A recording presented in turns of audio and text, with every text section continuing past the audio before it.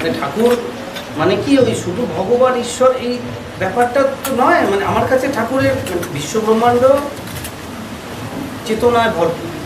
চেতনার একটা মানে কনস্ট্যান্ট প্রসেস অফ রিফাইনমেন্ট, আর কিছু একটা কনস্ট্যান্ট। এটা তুমি প্রকৃতির গ্রন্থ পাঠ করো, এই বাচ্চা যেভাবে আস্তে আস্তে রিফাইন্ড হয়ে আরো পাকা হচ্ছে, ঠাকুর যেটাকে পাকা হওয়া বলতে, একটা বাচ্চা তাকানোর নেই, সেই বাচ্চা আস্তে আস্তে কত বুদ্ধি খুলছে, কত বড় এখানকার সামাজিকভাবে, এটা একটা রিফাইনমেন্ট, কনস্ট্যান্ট প্রসেস।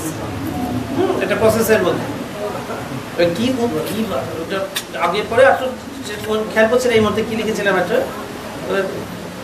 তবে বেসিক ব্যাপারটা একদম অ্যাবসলিউট, এটা ট্রুথ। এই রিফাইনমেন্ট, এই যে চেতনাটা যে কনসলিডেটেড হয়, চেতনাটা মৃত্যুর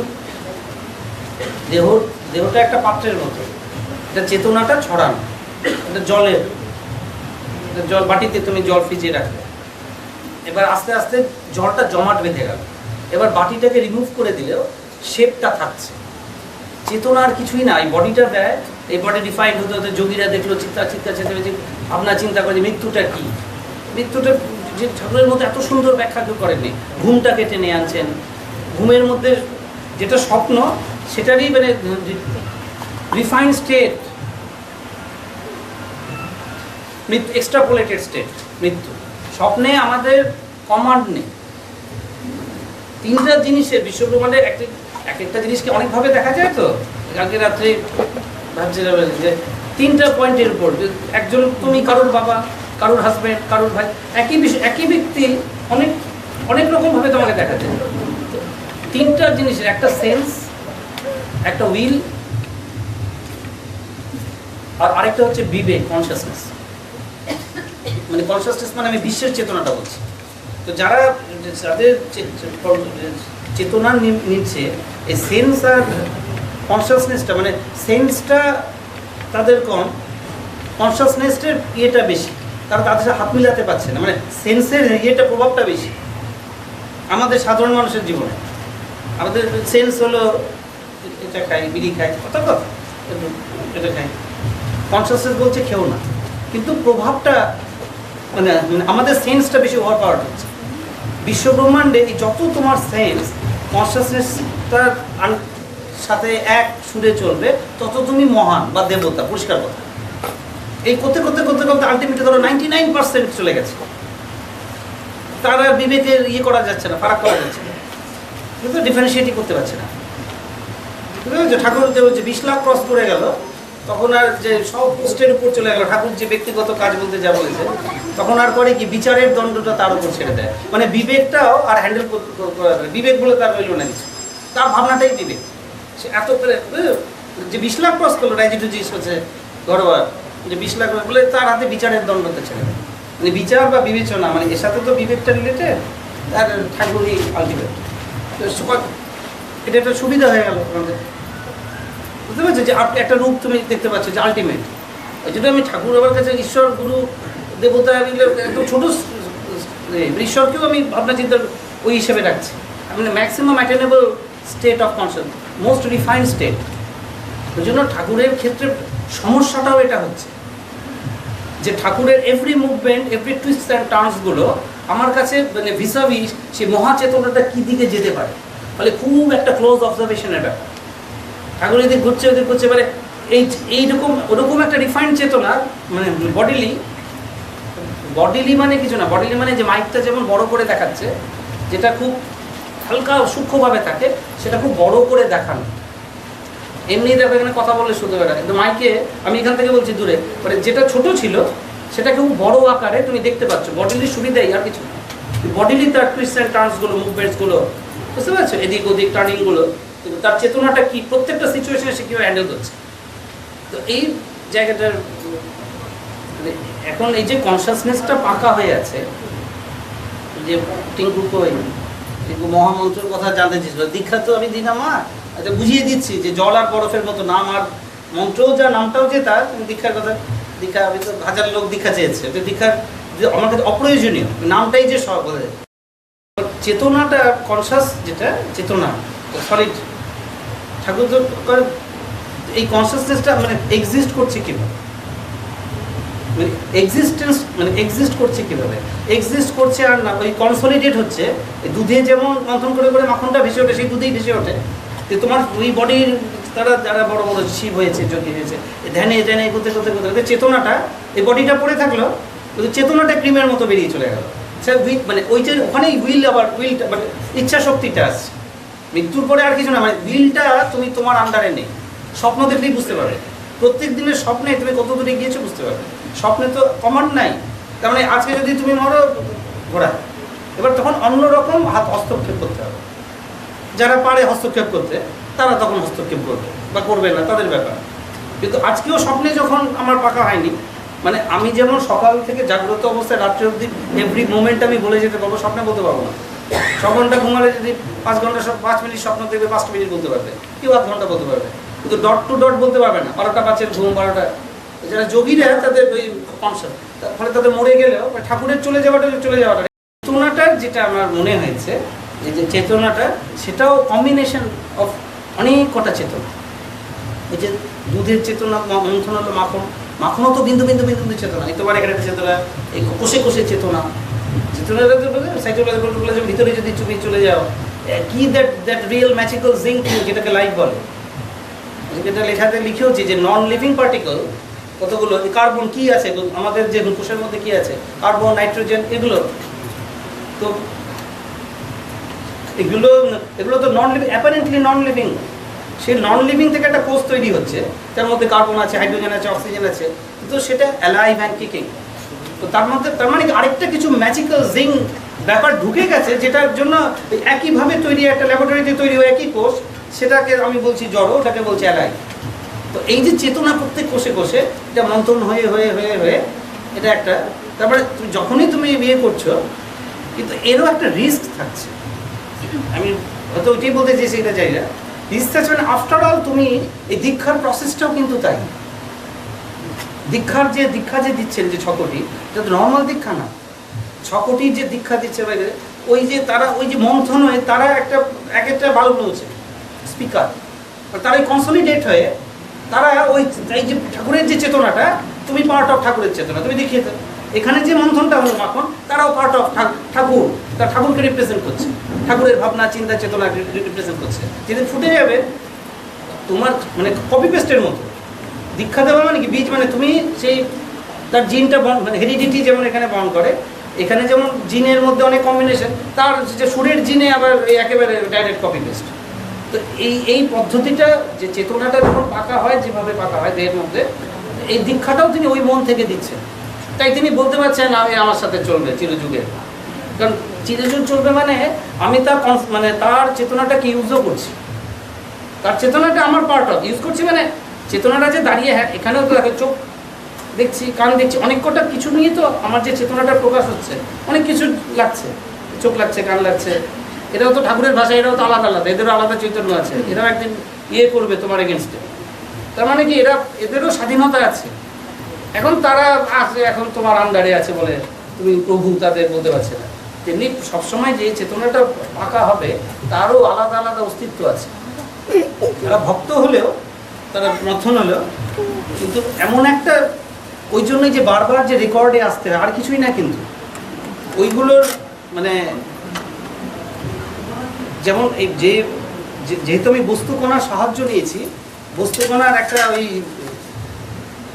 নিয়ম আছে, তার একটা উত্থান পতন আছে, মানে চলনের মধ্যে দিয়ে তার চেতনাটা কাজ করে, বুঝতে পেরেছো? যে প্রাণের মতো তার পরিবর্তন আছে। বলে পরিবর্তন আছে বলে এই যে যারা আসে শখেও আসে না, তাদের অনেক দিন ধরে পড়ে আছে চেতনা। বাড়ি পুরানো হয়ে গেলে রং করতে হয় না, ভিতটাকে একটু পাকা করতে হয় না? তো এরকম যাদের চেতনাগুলো যে মডেলটা তৈরি হয়েছিল, সেই মডেলেরও তখন আবার রিফ্রেশ হতে আসে। আর রিফ্রেশের সময় এটা কাইন্ড অফ মিউচুয়াল। রিফ্রেশের সময় দেখা গেল আরও কিছু ফ্রেশ কিছু চেতনা নিয়ে চলে গেল, একটা নতুন পেন্ট বা নতুন একটা ফাউন্ডেশনে, নতুন পদ্ধতিতে। ওই জন্য রেকর্ডস বা এই পদ্ধতিগুলো। কিন্তু আমি হয়তো কি বলতে চাইছি, আমি সেই মহিলাটার পুরো দেখলে যেটা আমি হয়তো বলতে চাই, হয়তো মেবি এমন একটা একক ব্যাপার আছে, তুমি যদি আদিতে চলে যাও বিশ্বে, এমন একটা একক ব্যাপার থাকবেই।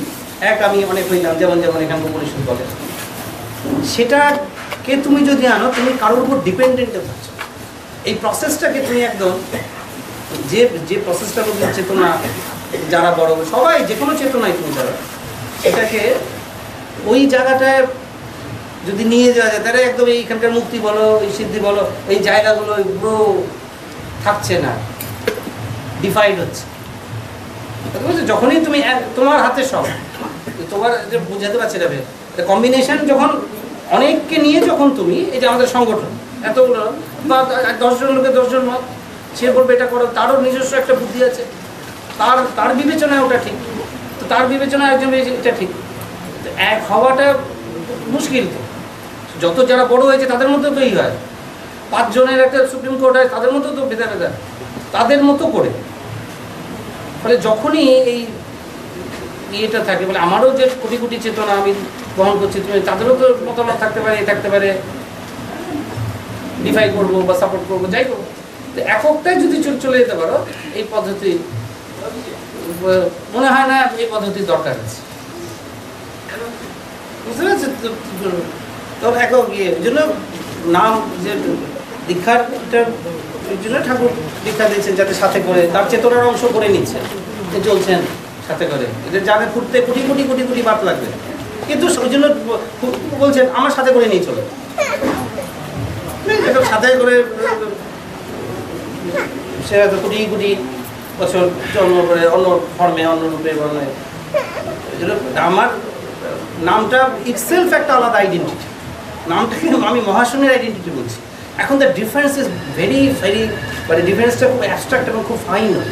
আমি ঠাকুরের মন্ত্র এটা একটা যদি চেতন ধরি, আর নামটাকে যদি একটা চেতন ধরি, মহাকাশের এক নাম প্রাণায়াম নাম, শূন্যটাকে আমি একটা নাম বলে রিপ্রেজেন্ট করলাম, এই দুটোর ডিফারেন্সটা এটা খুব ডিপ, খুব ডিপে না গেলে হয় না। ডিপে গেলেও অনেক কটা যন্ত্র ফুটিয়ে তুলতে হয়, অনেক কটা ফ্রিকোয়েন্সি, যারা খুব সূক্ষ্ম ফ্রিকোয়েন্সি মাপার যন্ত্র ভিতরে থাকে, ডিফারেন্সগুলো কমিউনিকেট করা, বলতে অসুবিধা হচ্ছে। ঠাকুর ওই মানে এটাই মায়া ঠাকুর, যে ওই জায়গাটায় আমি তোমাদের, তার জন্য যা হয় হবে, কষ্ট হোক এ হোক, মানে ভাবলে চোখে জল চলে আসে। ওই পয়েন্টটাই, ওই স্পিরিটটাই স্ট্রাইক করতে পারলে তুমি ঠাকুরে যেতে পারো, ঠাকুর তোমার জন্য বেশি পাগল, বুঝতে পারছো? ঠাকুর এখানে বাচ্চা কেন পাগল, একটা বাচ্চা হতে গিয়ে কতগুলো বাচ্চা চলে যায়, তাদের জন্য কিন্তু আমাদের কষ্ট হয় না। যে বাচ্চাটা বার্থ নিল, সে বাচ্চাটা 4 বছরে মারা গেল, তখন তোমার পাগল হয়ে যায় মা বাবা। কিন্তু ওই রকম একই জিনিস, সূক্ষ্মতা নেই বলে ওইরকম একই জিনিস কত কোটি কোটি চলে গেছে, ওই মায়াটা কিন্তু আসছে না। 4 বছরের বাচ্চা অসুস্থ, কিন্তু ওইটাকে প্রডিউস করতে গিয়ে আরও কত চলে গেছে, সেটা একই এক্স্যাক্ট, তুমি সূক্ষ্মতা নেই বলে তার যে কষ্টটা আসছে না। এটাও কাইন্ড অফ ওরকম, যার মধ্যে ফোটার লক্ষণটা দেখে। আর এটা নিয়মই, সূর্যের কোটি কোটি হয়, একটা বাচ্চা বেরোয়, নিয়মই 6 কোটি হবে, 4টা 5টা বেরোবে, ফুটবে, বাকিরা অবসরের বহনটা, কথাটা বুঝতে পারছো? আকবরের নাকি 350-400 ছেলে বাচ্চা, আমরা নাম জানি কি জাহাঙ্গীর, জাহাঙ্গীর তো মানে ওই ভরবাট করে নিয়ে যায় কয়েকজনে তাদের যে ফ্যামিলি। কিন্তু এমনিও দেখো বাচ্চা যে ফুটে ওঠে, এমনি এখানে যে বাচ্চাটা রূপ পায় তার কিন্তু সম্পত্তি লেখে, তো সম্পত্তি লেখার সময় বলে না তো কমলা বিমলা শ্যামলা যারা যারা চলে গেছে তাদের জন্য আমার এই বাড়িটা প্রপার্টি দিতে, রূপটা ফুটে ওঠে তখন তার জন্য কাঁদছে। সূর্যর ক্ষেত্রেও তাই, তোমার বাচ্চার ক্ষেত্রে তুমি ধরো তো একই, যাতে যত একটা এমন একটা জায়গা যত ফুটবে, যত বেশি ফুটে উঠবে, তাদের এখন ফোটার কাজটা করার হচ্ছে যাতে প্রত্যেকটা যারা আমাদের ঠাকুর দীক্ষা দিয়েছেন বা যারা নাম, যাদের আমার কাছে তো 90% বাইরের লোক সব নাম করবে, ওই তাদের ওই একই রাস্তা ফুটবেই। এটা ওই জন্য এইটা কীভাবে ওটা সহজ করা হয়, কত পদ্ধতি আছে না, বাচ্চা হতো না, এখন কত রকম পদ্ধতি, যার স্পেশালিস্ট, যে বিদ্যার্থী বড় ডাক্তার, যে গাইনি বাবা হাতটা দিয়ে, আমি তো হাতটা দিয়ে, তুমি কি জানো আগে জেনে দিই, আমরা রকে বসে আড্ডা দিতে পারবো না। ওরা অভেদানন্দের মরণে আমার ফেলে দাও, যে বইটাকে যুক্তির মনে করেছে অভেদানন্দের মরণের পর, এই বলেছে আমি বুঝতে বলে যাবো কথাটা, তারপর জানা তুমি রাখো। এই এখন প্রবলেমটা কোথায়, এটা যে ইললজিক্যাল, এটা ওই জন্য টেস্টটাকে গ্রো করাতে হয়, তোমার জীবটাকে সুস্থ করাতে হয়, চেতনের জায়গাটা এত সুন্দর জায়গায় নিয়ে যেতে হয়। ব্যাপারটা হচ্ছে মানে ওই দুবের কথা লিখেছি, নাম করা বায়োলজিস্ট, এরা ঋষি আমার কাছে, বুঝতে পারছো? দুবের বক্তব্য যে এটা এটা এটা মানে এটা ছিল ইনএভিটেবল, এই যে এই বিশ্ব থেকে আস্তে আস্তে লাইফে চেতনাটা, আমাদের প্রবলেম যেটা হয়, আমরা ইগো একটা ইগো আছে, আমাদের মতো করে যুক্তি, কারণ আমাদের মতো যুক্তি কথাটা খুব সাবজেক্টিভ, ঠিক আছে? কোয়ান্টাম ফিজিক্সে যে ঘটনাগুলো ঘটে সেই যুক্তি তুমি বুঝতে পারবে, কিন্তু একটা বাচ্চা বুঝতে পারবে না। তো তার জন্য যে ম্যাথামেটিক্যাল মডেলসগুলো, সেটা সে তখনও বুঝে তো তার কাছে যুক্তি, তুমি তাকে কীভাবে বুঝবে যুক্তি? ফলে চেতনাটা, আমি ওই ভাবনায় তুমি যদি ধরো, তাহলে এতদিন পর্যন্ত অন্য জায়গায় লাইফ ডিটেক্টেড হয়নি কেন? ওটা দেখেও ছিল, কথা লিখেছে ওর মেলে, সুশান্ত তার মেলে লিখেছে। আমি হচ্ছে আমাদের মানে এলিয়েন লাইফ যে আমরা ডিটেক্ট করবো, স্পট করবো, তার একমাত্র মিডিয়াম হচ্ছে রেডিও টেলিস্কোপ। এখন মদন রেডিও টেলিস্কোপে ওরা ছাড়বে, তাহলেই তো আমি পাবো। তোমার সাথে ফোনে আমি একটা কাপ আর তুমি ফোন, কথা হবে না তো? আমি কাপ, তুমি ফোন। এখন এত বড় বিশ্বের এক্স্যাক্টলি আমাদের দিকেই, এবং সেই ওরাও সেই রেডিও ওয়েভসই ছাড়ছে। রেডিও ইলেকট্রোম্যাগনেটিক ইয়ের একটা খুব ছোট্ট পার্ট স্পেকট্রামের, খুব লং ওয়েভ। হ্যাঁ, যেহেতু অনেক দূরের সেই লংটা ধরা হচ্ছে, কাছেরগুলো। হ্যাঁ, তো তারা তো ওই যে আমাদের দিকে তারাও বদার, তারাই না কথা বুঝতে পারছো? যে বদার আমাদের কথা শোনার জন্য। মুন্নিকে আমরা সব কিছুই আমাদের একটা মেগালোম্যানিয়া, যে আমরা খুব ইম্পর্টেন্ট, আমাদের দিকে তাকিয়ে আছে। একটু বিনয় করতে, এটা এখানে বিনয়টা দরকার। যে আমাদের ভাবনা, আমাদের মতো করে লাইফ ফর্মে একমাত্র আছে। যদি একটু ভাবতে পারো, নাড়াচাড়া দিতে পারো, তাহলে দেখবে না অনেক রকম ভাবে। ঠাকুর গন্ধের কথা খুব বলতেন, গন্ধ, স্মেল। আপনার একটা ফুলটা এখানে, এই চেতনাটা যে ঠাকুরের থাকে, যে ঠাকুর যেখানে আছেন না, একটা স্প্রেড অবস্থায় আছে। এখন ওইটাকে আরো কনসলিডেট করে রূপ নিয়ে দাঁড়াতে ইট টেক্স টাইম। কারণ ঠাকুর তোমার সাথে কথা বলছে, তোমার তো কমিউনিকেশন করা নিয়ে কথা, তো ফোনেও তো করছে, আচ্ছা তো মোবাইলে দেখছে ভিডিও, তোমার তো কমিউনিকেট হওয়া নিয়ে কথা। তুমি ওর থেকে সারা ইঙ্গিত বুদ্ধি, মাঝে মাঝে পুরোটাই ফর্ম হলো। বেশিরভাগ সবাই একটা ফুল একটু গন্ধটা কতটা স্প্রেড করে থাকে, তো চেতনাটা যখন বেরোয়, চেতনার ব্যাপ্তিটাই অনেকটা থাকে, তো সেটা কনসলিডেট হতে একটু সময় নেয়। ইচ্ছা করে, ইচ্ছাই বা করবে কেন? কে সে? তোমার মধ্যে সে, তোমার যদি সেই পর্যায়ে আকুলতা থাকে, বলে এতদিন তো এইভাবে দেখেছি, ওইভাবে, তখন মনে না এর সাথে কমিউনিকেট করলে আবার আমার মানে মুদ্রা ব্যাপারটা, ঠাকুর যেভাবে লজিকটাকে দেখছে, তুমি যদি ওইভাবে লজিকটা দেখতে পারো, ঠাকুর তোমার সাথে কমিউনিকেট করতে সুবিধা পাবে। আগে দেখা যাচ্ছে বাচ্চা তুলতে পরে আর তো টেনে উঠুক, তারপর পিঠা করা বুঝাইবো কি আমি এদের, এরা চাকরি আর ইয়ে ছাড়া ডাকে না। কথা বুঝতে পারছি, এটা অসুস্থ হলে ডাকে, ই হলে ডাকে, হলে ডাকে, কিন্তু জাস্ট ঠাকুরের জন্য সার্ভাইভ করছি, এটা আমি স্পিরিটটা আনার কথা বলছি। যে 5 জন এসেছিল, যাদের কথা তাদের প্রসঙ্গে টুকে, এরা অ্যাকচুয়ালি ওই ডিপার্টমেন্টের লোক, তাদের কোনো এক্সিস্টেন্স নেই, ওই 1 পয়েন্ট এজেন্ডায় তারা এক্সিস্ট করছে। তো অ্যাকচুয়ালি তাদের আকুলতা কত হবে? আমার কথা বলছি, ওই জন্য আকুলতা ব্যাকুলতা। ঠাকুরের পাহাড়ে লেখা সুন্দর এক কথায় সাধনার শেষ কথা লিখে দিয়েছেন, ধিতার আওয়াজ ইতাং জাসা তরবিতাং সারা, এক কথায় ফাইনাল টাচ একদম দিয়ে দিয়েছে, যে আকুল ব্যাকুলা সাধনার লাস্ট কথা, যেখানে গরম সেখানে ঝড়।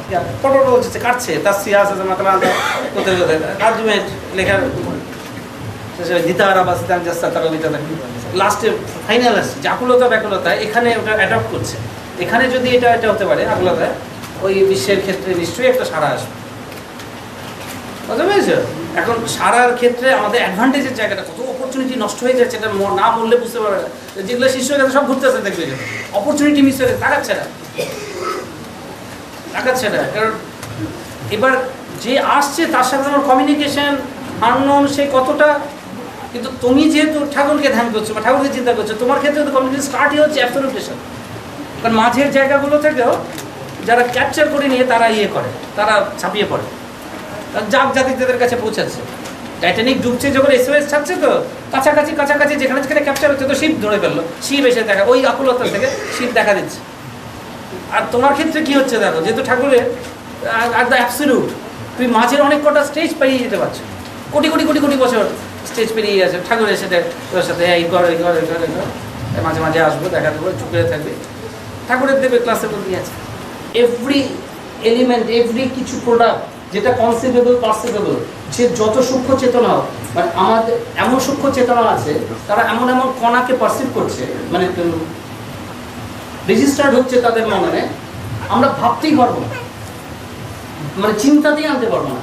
সেখানেও যদি যেটা তোমাকে নন লিভিং ব্যাপার বলছো, তাদের একটা তুমি তার টিউনের সাথে টিউনই করছো, তুমি একটা কমান্ড আনতে পেরে দিয়েছো যে তাকে যে ছাতা সারা গ্রাম দেখেছে যে মেদিনী মন্ডল থেকে ছাতা খুলে ওই হল্লা চিল্লার চোটে ছাতা